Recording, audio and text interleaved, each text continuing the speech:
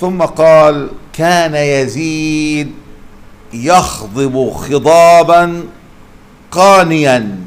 قانيا أي شديد الحمرة مع سواد، فهذه سنة ضيعها كثير ممن ظهر في شعر رأسه أو شعر لحيته الشيب، فتجده لا يخضب، لا يطبق هذه السنة، يعيش بالسنين ولا يطبق سنة الخضاب.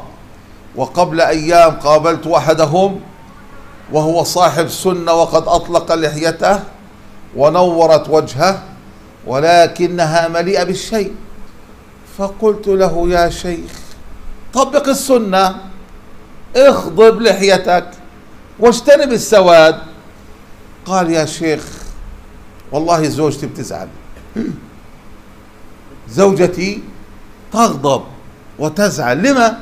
قال: تعرف بدهياني لحيتي ايه بيضة. ولا حول ولا قوة إلا بالله. من أجل رضا زوجتك لا تطبق السنة؟ قال: لا، أنا من درء المفاسد.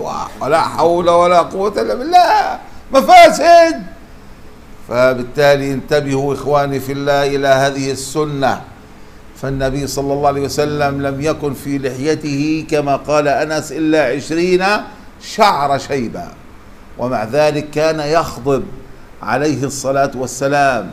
فمن ظهر الشيب في رأسه أو في لحيته أكثر من 20 شعرة فعليه أن يسارع إلى تطبيق هذه السنة، سنة إيش؟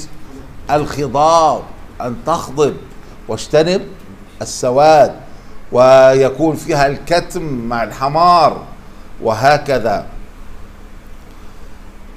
قال محمد بن رافع: سمعت يحيى بن يحيى يقول: كان بالعراق 4 من الحفاظ شيخان، يزيد بن زريع وهشيم وكهلان ووكيع ويزيد بن هارون. إذن كان يعد من حفاظ العراق، من حفاظ العراق.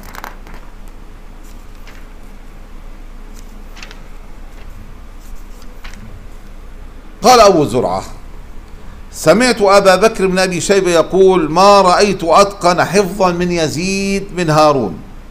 قال أبو زرعة: والإتقان أكبر من حفظ السرد.